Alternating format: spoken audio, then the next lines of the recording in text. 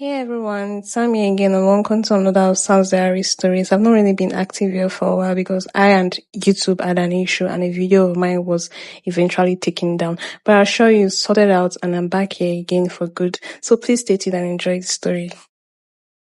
The elevator doors slid open and Emily stepped out, brown paper bag in hand, delivery receipt folded between two fingers. She checked the address again on her phone, room 404, then looked up at the hallway stretching in front of her. Someone from a place like this had ordered from their restaurant.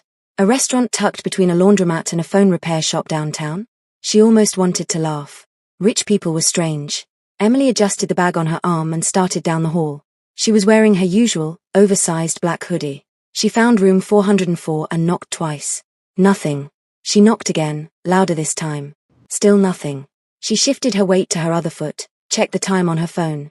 She had 2 more deliveries after this one. She knocked a third time, putting a little more behind it. The door swung open, and Emily almost took a step back. The man standing in the doorway was Korean, tall, with dark hair that looked like he hadn't touched it in hours, sharp jaw, sharp eyes. He had a towel around his waist and nothing else. Nothing else. Emily blinked exactly once. He looked at her with eyes that were already tired before this moment, like the day had done something terrible to him and she was just the latest inconvenience in a very long list. Then he saw the delivery pack in her hand and understood what was happening. Wrong room, he said.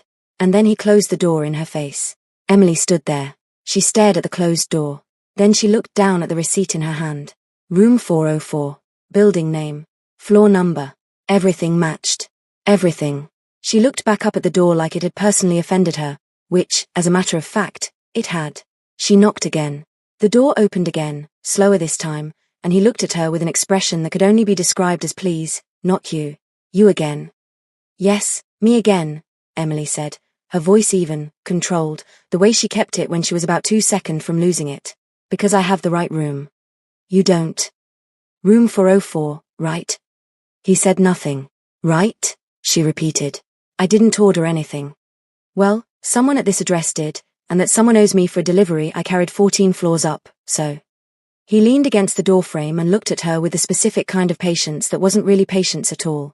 It was the kind rich people used when they were deciding how quickly to dismiss you. Look, man, he said slowly, like he was explaining something to someone who was taking very long to understand. You should definitely stop this if you're playing games with me. I did not order food. I don't know what restaurant you're from. I don't know who sent you. So whatever this is, you need to take it somewhere else. Emily went still. Man. He blinked. She stared at him. He stared back. And then it landed. He thought she was a boy. He had looked at her hoodie, her cap, her build, and he had genuinely, completely, absolutely thought she was a boy standing at his door trying to scam him. Emily felt something rise in her chest. It was not amusement. It was not flattery. It was the very particular kind of irritation that came from being invisible in a way you hadn't consented to, and she channeled every drop of it into her next sentence. I'm not playing games with you, she said. And I'm not a man. He looked at her again. Properly this time. His eyes dropped briefly to the hoodie, back up to her face. Something shifted in his expression, but it didn't become an apology. It became, somehow, more impatient. Whoever you are, he said, you have the wrong room. And he moved to close the door again. Emily put her hand on it.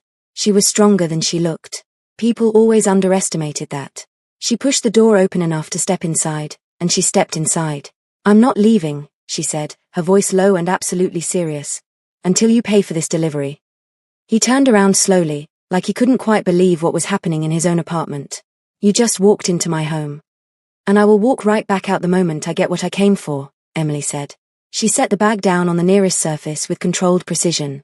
I've done too many deliveries for too many people who think because they live somewhere fancy they can mess with people who work for a living. I'm not the one. So either you pay, or I stand here until you do. Lee Juk looked at her. She looked back at him, arms crossed, jaw set. He looked like he was running a calculation in his head. Something along the lines of whether fighting this woman further was worth the energy he clearly did not have. Whatever the result was, it seemed to land on no. He reached for his phone on the counter without another word, tapped a few times, then turned the screen toward her. A payment confirmation. The full amount plus the delivery fee. There, he said, his voice flat as a still lake. Now get out. And take your delivery with you. Emily looked at the screen. Then she looked at him. He was already looking away, already done with her, already moving back toward whatever part of his day she had interrupted. She picked up nothing. She left the bag exactly where she had set it down. She turned and walked out of his apartment without a single word, without a single glance back, and she did not exhale until she was back in the elevator, the doors sliding shut between her and floor 14. She let out a long, slow breath. Then her phone rang. She answered it. Hello? It was Su Yang, her co-worker, and she sounded nervous in the specific way she sounded when she had done something wrong and needed to deliver the news at a safe distance. So, about the delivery you just did. Emily felt something tighten at the base of her spine. What about it? A pause. We got the building name wrong. The elevator continued its descent. Say that again, Emily said, very carefully. The order was for the Imperial Plaza. We sent you to the Imperial Grand. They're both on the same street and Kofi wrote it down wrong on the receipt and I just realized when the real building called to ask where their delivery was. Emily was no longer listening. She was standing in the lobby of the wrong building, staring at nothing, her brain replaying the last 20 minutes like a film she wanted to return for a refund. She had walked into a stranger's apartment uninvited. She had forced him to pay for food he had never ordered. She had left said food behind and walked away like she had won something. The shame hit her so hard and so fast that she had to put one hand on the wall just to anchor herself. Emily, are you there? I'll call you back, she said, and hung up. She stood there for a long moment, the lobby echoing around her, the security desk to her left, the elevator bank to her right. She thought about just leaving, going back to the restaurant, explaining to the manager, letting the business deal with it on a corporate level, never thinking about room 404 or the very irritated Korean man with a towel and the sharp jaw ever again. She thought about it. Then she turned around and got back in the elevator. Because no matter how humiliating this was going to be, she could not be the kind of person who took money from someone who hadn't owed her anything and simply disappeared. She just couldn't. She knocked on the door of room 404 for the 4th time since she got back up. Silence. She knocked again, softer this time. Still nothing. She pressed her ear close to the door without touching it. She didn't know what she was listening for exactly. Just some sign that he was in there and simply refusing to answer out of entirely reasonable spite. What she heard made every hair on her arms stand up. It was low, barely audible. A groan, the kind that didn't come from annoyance or sleep. The kind that came from pain. Emily's hand found the door handle. It wasn't locked. She pushed it open slowly. Hello? Sir, I just need to tell you something. I'm not here to cause trouble, She stopped. Lee Juk was on the floor. Not sitting. Not resting. He was collapsed face down near the foot of the sofa, one arm stretched out in front of him, completely still except for the shallow, uneven rise of his back. There was foam at the corner of his mouth. Emily was across the room before she finished the thought. She dropped to her knees beside him, 2 fingers pressed to his neck. Pulse. There was a pulse, but it was wrong, thin, and stuttering in a way that made her stomach turn. Hey. She touched his shoulder. Hey, wake up. Hey. Nothing. She grabbed her phone and dialed emergency services, and when the operator picked up, her voice was the steadiest it had ever been, because someone had to be, because he couldn't be, because there was no one else here. I need an ambulance at Imperial Grand, 14th floor, room 404. A man is unconscious. There's foam around his mouth. His pulse is weak. Please hurry. She stayed on the floor beside him until she heard the elevator doors open down the hall. She stayed until the paramedics came through the door she'd left open. She stayed until they lifted him onto the stretcher, and she followed them out into the hall and watched the elevator close between them with a feeling in her chest she could not name. Then she sank against the wall, slid down it until she was sitting on the floor of the corridor, and pressed the back of her hand against her mouth. He had been poisoned. That was the word the paramedic had used before the doors closed. They weren't certain yet, but the presentation was consistent with poisoning. She hadn't heard anything after that. Emily returned to the restaurant. She told her manager everything, the wrong address, the forced payment, the man on the floor, all of it, in a voice that was impressively steady for someone whose hands wouldn't stop shaking. Her manager looked horrified. Her coworkers looked at the floor. She went home that night and sat on the edge of her bed, still in her hoodie, still in her delivery shoes, and stared at the wall. She didn't sleep. She didn't eat. She just sat there and wondered if he had made it. Whether somewhere across the city, in a hospital she didn't know the name of, the man was still alive. She still didn't know his name then. She would learn it the next day, but not the way she had wanted to. The police came to her workplace at 11:47 in the morning. Emily was in the middle of a delivery handoff when she saw them walk in, 2 officers, the kind of serious that meant this was not a routine check. Her manager went pale. Her coworkers went still. One of the officers looked directly at her. Emily Shawn. Her stomach dropped. Yes. You need to come with us. Why bag and walk toward them? Can I ask what this is about? You're being brought in for questioning in connection with the poisoning of Lee Juk. The name hit her like something physical. So that was who he was. Lee Juk. I didn't poison anyone, she said immediately. That's what they all say, the second officer said, not unkindly, just factually, and that somehow made it worse. At the station, they laid it out for her. The CCTV footage from the Imperial Grand showed her entering the building, taking the elevator to the 14th floor, entering room 404, and leaving approximately 18 minutes later. It also showed that Lee Juk had not placed any food order that evening, which meant the only question anyone wanted answered was, why was she there? She told them everything. The wrong address, the co-worker's mistake, the payment, the delivery left behind, going back, finding him on the floor, calling for help. She told them all of it. Then she turned to her manager, who was seated at the edge of the room, and she looked at him with eyes that were asking a very simple question. Tell them. Please. Just tell them. Her manager looked at his hands. Her co-worker Su Yang, who was also there, looked at the wall. No one spoke. The room went very quiet. Emily sat in a detention cell for the first time in her 26 years of life, and she did not cry, not right away. She sat on the narrow bench, her hands in her lap, and she thought about every decision that had led her to this moment and tried to figure out which one she would undo if she could. By nightfall, she was crying. Not loudly, just quietly, in the way you cried when you were too tired to fight it anymore and there was no one around to see you fall apart anyway. She had no family here. There was no one to call. Her mother had died when she was 15, and since then it had just been Emily, moving through the world alone, building herself from whatever materials were available, working jobs that wore her down, sending money back to nobody because there was no nobody to send it to. Just surviving. Day after day. And now, here she was, surviving in a detention cell for a crime she had not committed, and there was not a single person in this city who was coming for her. She was there for 2 days. By the morning of the third day, she had stopped expecting anything. She sat on the bench with her knees drawn up and her eyes fixed on the floor, and she told herself, quietly and firmly, that she was going to have to figure out how to handle whatever came next alone, the same way she had handled everything else. Then the officer appeared at the door. You have a visitor. Emily looked up slowly. She genuinely could not think of a single person it could be. She walked out into the visitors area, and she saw him. Lee Juk. He was sitting at the table with a stillness that looked like it cost him something, because he was still visibly unwell, the hollowness around his eyes, the careful way he held himself, like he was being very deliberate about not showing how much effort this had taken. But he was here. He was alive. He was sitting right there in the plastic chair looking at her. Something in Emily's chest gave way all at once. She didn't plan it. She didn't decide to do it. She walked toward him, and her knees buckled somewhere in the middle of the room, and she went down, just went down, right there on the floor, and the sob that came out of her was the kind she had been holding in for 3 days, and it did not come quietly. Lee Juk was out of his chair and beside her before she registered him moving.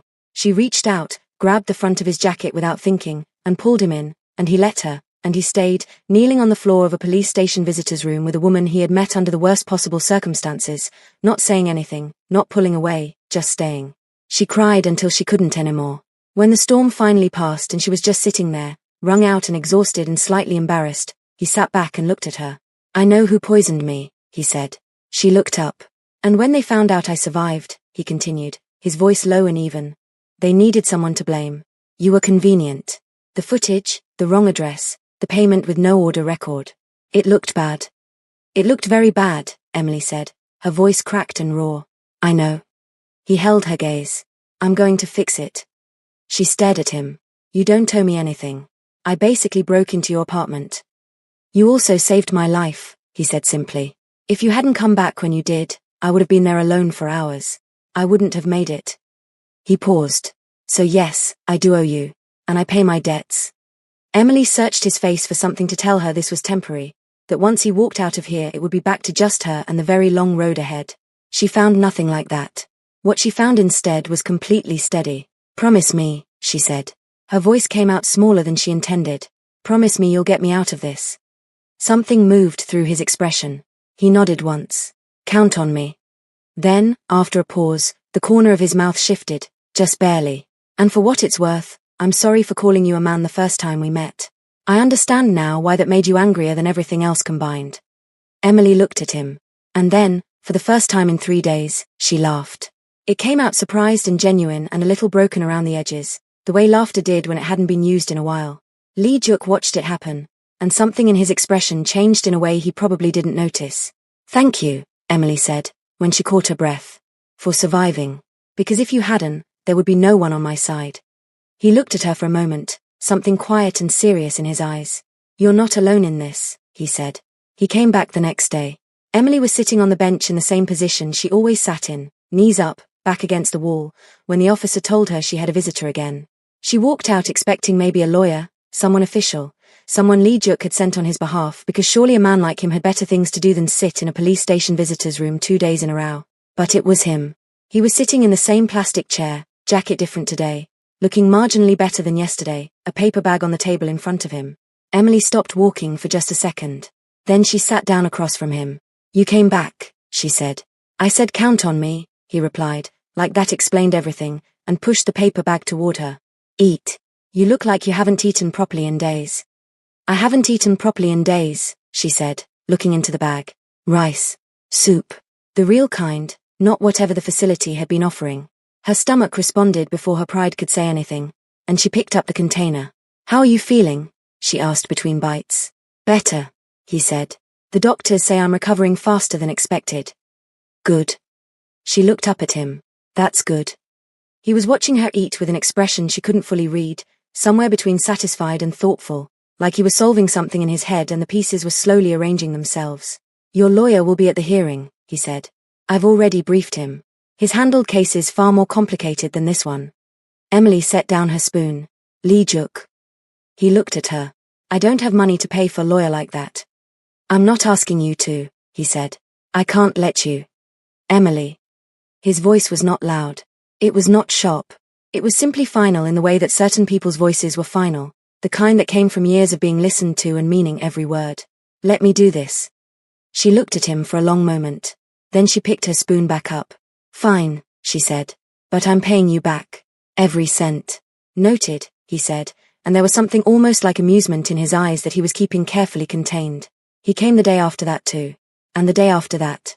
Every single day, without fail, Lee Juk appeared in that visitor's room with food and updates and a calm that Emily had started to depend on in a way that alarmed her slightly. He would tell her what the lawyer had found, what evidence was being compiled, what the next step was. And when the legal updates were finished, they would just talk. She learned things. He had a dry humor that appeared without warning and disappeared just as fast, the kind you missed if you weren't paying attention. He asked questions and then actually listened to the answers, which, in Emily's experience, was rarer than people admitted. He remembered everything she said. Every small detail. She mentioned once that she couldn't stand the smell of instant noodles and she preferred the properly cooked ones, and the next day he showed up with a flask of properly cooked noodles. She smiled so widely every time she saw him walk in that she stopped being able to pretend she wasn't doing it. He always felt something shift in his chest when she did. Neither of them said anything about that. The day she was bailed out, the morning air outside hit her like something she had forgotten was free. She stood on the pavement outside the building and just breathed it in. The noise of the city, the smell of exhaust and street food and concrete warming up in the sun, all of it, the ordinary overwhelming aliveness of the world outside. Her eyes filled before she could stop them. She hadn't expected that. She had held herself together through the whole process, through signing the release papers, through the formal language and the cold fluorescent lights, and it was a simple feeling of outside air on her face that undid her completely. She heard footsteps on the pavement. She turned. Lee Juk was leaning against a car parked directly across from the entrance, jacket on, hands in his pockets, watching her with the same steady expression he always had. Like he had nowhere else to be. Like he had planned to be exactly here. Emily crossed the pavement and walked straight into him. She hugged him the way you hugged someone when you meant it with your whole body. Her face pressed against his shoulder, her arms around him, and she said thank you into his jacket quietly and fiercely and with everything she had. His arms came up and he held her, one hand moving slowly across her back, and he let her stand there for as long as she needed. Okay, he said finally, pulling back just enough to look at her face. He reached out and brushed a tear from her cheekbone with his thumb, matter of fact, like it was the most natural thing, and she let him. Let's go. Go where? She asked. My apartment. She blinked. What? It's not safe for you to be alone right now, he said, already moving toward the driver's side. The person who did this is still out there. Until this is resolved, you're staying with me. Emily stood by the passenger door. You can't just decide that. I just did, he said, and got in. She stood there. Then she got in too. She told herself it was only because he was right about the safety concern. She ignored the part of her that was simply glad to have somewhere to go that wasn't back to the apartment where she had spent hours staring at the ceiling wondering if she was going to prison. She ignored the part that was glad it was his apartment specifically. The drive was quiet in a comfortable way. The city moved past the windows and Emily watched it, her hands folded in her lap, the tension slowly releasing from her shoulders in increments. "What do I do now?" she asked, more to herself than to him. "What do you mean?" "My job," she said. "I can't go back there. They'll let me get arrested rather than back up my story. That's done." She stared at the passing street. "I don't have savings. Not enough to last. I don't have family here. I don't have a plan."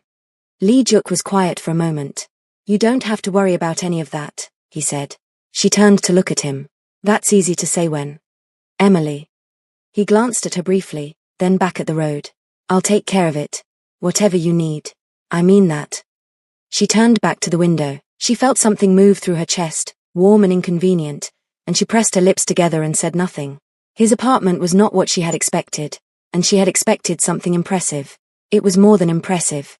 It was the kind of space that felt designed not just to be lived in but to be felt. She stood in the entryway and tried very hard not to look like someone who had never been anywhere this nice. She failed, probably. Lee Juk showed her to a room down the hall. He opened the door and stepped back, and Emily stepped in and stopped. It was magnificent. A proper bed, the kind with actual depth to it, white linen, pillows that looked like they had never had a bad night in their lives. A window that looked out over the city from a height that made everything below look like a model. A bathroom visible through the door on the left, with actual bath salts on the shelf and towels folded like something from a catalogue. "This is mine?" she asked. "For as long as you need," he said. She turned to say something and found that he was already pulling the door closed behind him, quietly, giving her the space before she even asked for it. Emily stood in the middle of that room alone and pressed the back of her wrist against her mouth. She was not going to cry again. She had used up her crying allocation for the month. She ran a bath instead, and sank into it, and let herself be still for the first time in what felt like a very long time. She slept. Real sleep, deep and dark and dreamless, the kind her body had been starving for. She slept until the city outside had gone quiet and the light through the window had shifted to the deep blue of well past midnight. She woke up thirsty. She pulled on the robe hanging on the back of the door, soft and white and completely excessive, and padded out into the hallway in her socks. The apartment was still. She found the kitchen by following the thin line of light under the door. She pushed it open. Lee Juk was sitting at the kitchen island, both hands wrapped around a mug, staring at nothing. He was in a plain t-shirt and sweats, and without the jacket and the careful composure of the daytime, he looked younger. And tireder. And like whatever was in his head right now was very heavy. He looked up when she came in. "Sorry," she said. "I just came for water." "It's your kitchen too," he said. "For now." She filled a glass at the sink and then, instead of going back to bed, she sat down at the island across from him. She wasn't sure why. It just seemed wrong to leave him sitting there alone in the middle of the night with that expression on his face. "You're not sleeping either," she said. "No. What are you thinking about?" He looked at his mug for a moment. Then he set it down. "My stepmother," he said. Emily was quiet, listening. "She married my father 8 years ago," Lee Juk said. "He was good. Genuinely good. The kind of man who believed the best about people right up until there was no room left to believe it. He trusted her. Left her and her son provision in his will when he died last year." He paused. That wasn't enough for her. It was never going to be enough. She wanted the company. She's been trying since before he was even gone. Emily watched his face. He was keeping his voice level, the way people did when the thing they were talking about was too big to talk about at full volume, when you had to keep it contained or risk it getting away from you completely. "The poison was in my sleeping pills," he continued. "I'd been taking them for months due to stress. She had someone switch them out."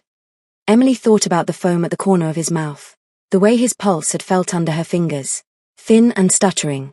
"Lee Juk," she said. He looked up. "I'm sorry," she said. "I mean about your father, and about the fact that the people who were supposed to be family are the ones who did this." Something shifted in his expression, something that had been held very tightly. "It's a particular kind of loneliness," he said quietly, "when the people inside your house are the threat." Emily nodded slowly. "I know something about that kind of lonely," she said. "Not that kind exactly. Mine was more just absence." She turned the glass in her hands. "My mother died when I was 15. There was no one after that. I just kept moving forward because there wasn't really another option, but there was never anyone in my corner. Not really. You just get used to handling everything yourself and you stop expecting otherwise." The kitchen was very quiet. "That's exhausting," Lee Juk said. "It really is," Emily agreed. They sat with that for a moment, the particular comfortable silence of two people who had just told each other something true. "Can I ask you something terrible?" Emily said. He raised an eyebrow. "Does she make good Kim Kai? Your stepmother? Because if someone is going to ruin my life, I at least want them to have some kind of redeeming quality." Lee Juk stared at her. Then he laughed. A real laugh, the sudden unguarded kind, and he dropped his head briefly before bringing it back up, shaking it slowly. "That is a terrible thing to ask." "I know," Emily said, grinning. "No," he said, still laughing quietly. "Apparently she cannot cook at all. Her son told me once when he was young enough to still accidentally tell the truth." "Tragic," Emily said solemnly. "Criminal in two ways." He was still smiling when the laughter faded, looking at her across the kitchen island with an expression she couldn't entirely name, something warm and a little bit wondering. "You're strange," he said. "You're strange too," she replied. "Who sits alone in their kitchen at 2 a.m. thinking about their terrible stepmother?" "The same person who forces their way into a stranger's apartment over delivery," he said. "That was a completely reasonable business decision," Emily said. "It really wasn't." "You got your money back though." "I got it back because I paid for food I didn't order." "Details," Emily said, waving her hand, and he shook his head again, and they were both laughing now, quietly, in the way people laughed in kitchens in the middle of the night when the world was asleep and the guards came down. When it settled, the quiet that came after was different from before, softer. Emily was looking at the surface of the island, turning her glass in slow circles, and she was thinking, without meaning to think it, about how strange it was to feel this safe in a place she had only arrived in hours ago. About how strange it was to feel this known by someone she had met less than 2 weeks ago under circumstances that should have made them strangers in the worst possible way. She looked up. He was already looking at her. "Can I kiss you?" she said. The words came out before the thought had fully finished forming, which was, objectively, mortifying, and her brain registered this approximately 1 second after her mouth had already delivered the sentence into the world with no way to retrieve it. "Forget it," she said immediately, looking back down at the glass. That came out wrong. I didn't mean to say that out loud. You can completely ignore." "I want to too," he said. She looked up. He was already leaning across the island. She met him halfway. It was not like anything dramatic or cinematic or dizzying. It was quiet and warm and completely certain, like something that had been decided a while ago and was only now being acknowledged. His hand came up and touched the side of her face, and she closed her eyes, and the kitchen at 2 a.m. felt for a moment like the only room in the world. When they pulled apart, neither of them said anything. Emily looked at him for a moment. "We should say good night," she said, quietly. "Yeah, good night," he said. She went back down the hall. She lay down on the white linen bed and stared at the ceiling with a smile she couldn't do anything about. Across the apartment, Lee Juk sat back down at the kitchen island, put his face in his hands, and stayed like that for a very long moment. The first trial came. Lee Juk's lawyer was everything he had promised, methodical, precise, the kind of legal mind that presented evidence the way a surgeon presented instruments, deliberately, purposefully, with absolute confidence in what each piece was for. He laid out the timeline of the wrong delivery address, the payment record, the call Emily made to emergency services, the 3-minute gap between her leaving and the ambulance arriving, which would have been physically impossible to stage if she were the one who had poisoned him. The date for the final trial was set. Emily sat in the car afterward, her hands in her lap, and Lee Juk watched her fingers shaking against her knee. Not dramatically, just the small tremor of someone who had been holding it together very tightly for a very long time and whose body was beginning to report the cost. He reached over and covered her hands with his. She didn't pull away. "I'm scared," she said. Her voice was steady, but her hands weren't. "What if it's not enough? What if they still find me guilty? What if—" "Emily." She stopped. He was already turning the car around. "Where are we going?" she asked. "Don't you have work?" "I have work every day," he said. "Right now is more important." She looked at him. 20 minutes later they were standing in front of a bowling alley. Emily looked at the sign. She looked at him. "Bowling." "Bowling," he confirmed, completely unbothered. "Lee Juk, I just came from a court hearing." "I know. You need to think about something else or you're going to drive yourself into the ground." He was already walking toward the entrance. "Also, for the record, I'm very good at this." "Oh, that's a challenge," Emily said, following him despite herself. It was very much a challenge. He was annoyingly good. Frame after frame, strike after strike, delivering each one with the calm of someone who had never once doubted that the pins would fall exactly as he intended. Emily, who was competitive in a way that she considered one of her better qualities, found herself getting progressively more invested in a bowling game she had walked into 10 minutes ago wearing court clothes. She got better as the game went on. She found her rhythm. And in finding her rhythm she also, somewhere between the 5th and 8th frame, stopped thinking about the trial. She was just bowling. She was just laughing at his commentary. She was just trying to beat a man who was insufferably good at knocking things down. The last frame. She needed a strike to win. She picked up the ball. She lined up. She breathed. She bowled. Gutter ball. Left side. Completely undignified. She stared at the lane. Lee Juk picked up his ball, stepped up beside her, and bowled. 4 pins. She turned to look at him. He was looking at the lane with an expression of completely unconvincing disappointment. He said. Unfortunate. Emily looked at the 4 standing pins. She looked at him. She looked at his score on the board, which showed a man who had been hitting strikes with robotic consistency suddenly, mysteriously, bowling a 4 on the final frame. You did that on purpose, she said. I don't know what you're talking about. Lee Juk. Gutters happen to everyone. Not to you. She was already laughing, pointing at him. You haven't missed a single pin this entire game and suddenly on the last frame you bowl a 4. He maintained his expression for exactly 2 more seconds. Then he looked at her and said, perfectly evenly, you needed the win more than I did. Emily laughed so hard she had to put her hand on the ball return to stay upright. He watched her with his arms crossed and something extraordinarily fond in his eyes that he wasn't doing anything to hide. She won. Technically. Barely. She was at the top of the world about it. And she did not think about the trial again until she was home. The final day came. Emily sat in the courtroom in the best clothes Lee Juk had quietly arranged for her, her back straight, her hands folded, and she looked straight ahead. He was 2 rows behind her. She couldn't see him, but she knew exactly where he was because she had checked when she sat down and she had not needed to look again. Knowing was enough. The lawyer presented everything. Every piece. The medical records. The toxicology report showing the substance had been in Lee Juk's system for days before Emily ever knocked on his door. The testimony of the paramedic who confirmed her call had come in while the substance was still at a survivable level. The phone records. The delivery error documentation. All of it, laid out with the clean, quiet certainty of the truth, which, when given enough space and the right voice, had a way of being remarkably convincing. The verdict came. She was confirmed not guilty. Emily heard it and felt her entire body release something it had been holding for weeks, like a fist finally opening. Her eyes filled immediately and spilled over before she could do anything about it, and she pressed her fingers to her mouth and breathed through it, in and out, until she could trust herself to stand. She stood. She turned. Lee Juk was already moving toward her from the 2nd row and she didn't wait. She walked straight into his arms, and he held her there in the middle of the courtroom while everything else reorganized itself around them. It's over, he said quietly, against her hair. Yes, it's over, she agreed, and her voice only broke a little. Within the hour, Lee Juk had the warrant. His stepmother was taken into custody before the end of the day. The evidence against her was thorough, not just the poisoning, but the financial maneuvering, the forged documents, the full picture of what she had been doing to Lee Juk's father's company since before his father was even gone. She was going to trial herself now, facing real consequences for real crimes, and there was nothing elegant or escapable about it.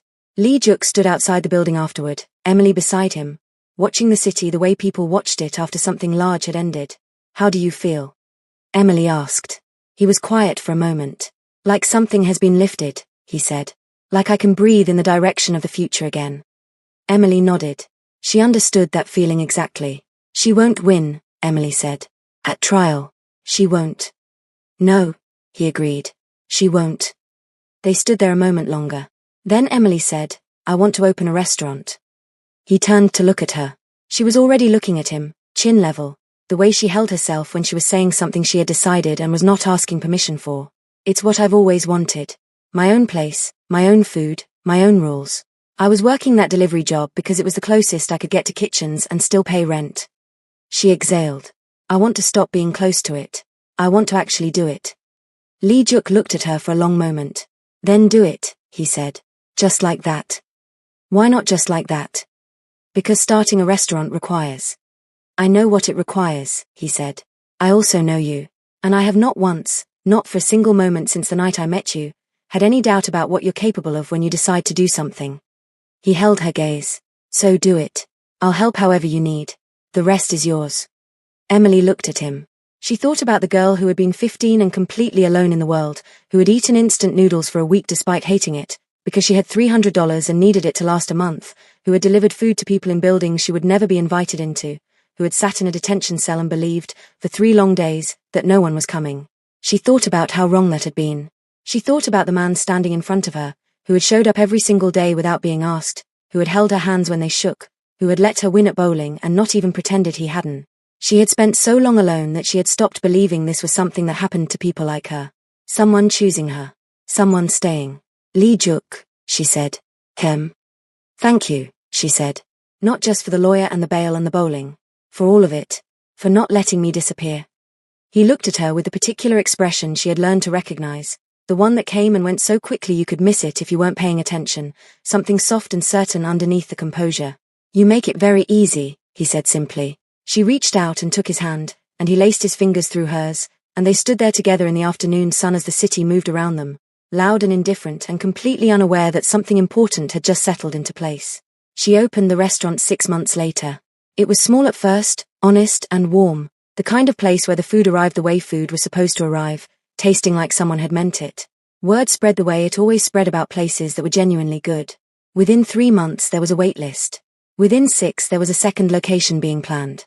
Emily stood behind the counter of her restaurant on an ordinary Tuesday evening and looked out at the tables, at the people eating her food, at the warm light that she had chosen herself bouncing off walls that were hers, in a space that was hers, built from a life that was finally, undeniably, entirely hers. Lee Juk came in at 7:30, the way he usually did when she closed on Tuesdays, slipping in through the side door, settling at the corner table she kept clear for him without advertising the fact that she kept it clear for him.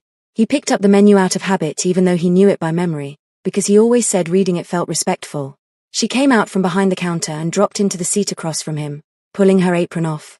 "Good night," he asked. "Fully booked," she said, leaning back. "3rd Tuesday in a row." "I'm not surprised," he said. "You never are," she said. "It's a little annoying, actually.